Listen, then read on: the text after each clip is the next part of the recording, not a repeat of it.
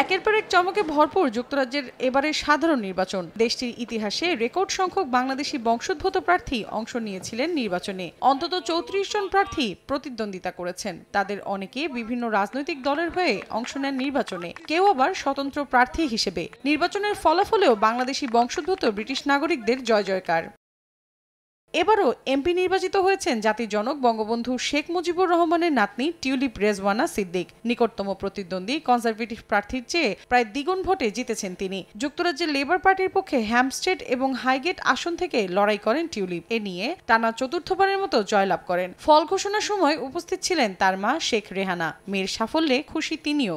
আমি আসলে স্বপ্ন দেখিনি যে সে রাজনীতিতে আসুক, এটা তার নিজের ইচ্ছা। আমি চাচ্ছিলাম সে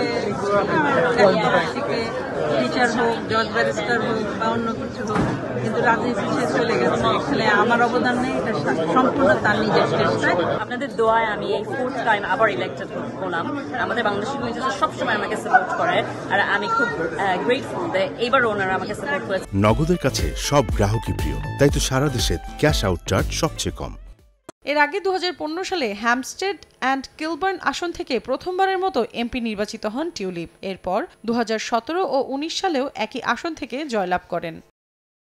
টিউলিপ ছাড়াও লেবার পার্টি থেকে জয় পেয়েছেন আরও কয়েকজন বাংলাদেশি বংশোদ্ভূত প্রার্থী। বেথনাল গ্রিন অ্যান্ড স্টেপনি নির্বাচনী এলাকা থেকে জয় পান রুশনার আলী। এ নিয়ে টানা পঞ্চমবারের মতো জয়ের দেখা পেলেন তিনি। ইলিং সেন্ট্রাল অ্যান্ড অ্যাক্টন থেকে লড়াই করা রূপা হক চতুর্থবারের মতো বিজয়ী হন। পপলার অ্যান্ড লাইমহাউস নির্বাচনী এলাকা থেকে প্রতিদ্বন্দ্বিতা করেন আফসানা বেগম। দ্বিতীয়বারের মতো বিজয়ী হন তিনিও। বাংলাদেশি বংশোদ্ভূত ব্রিটিশ নাগরিকদের এই সাফল্যে খুশি প্রবাসী বাংলাদেশিরাও।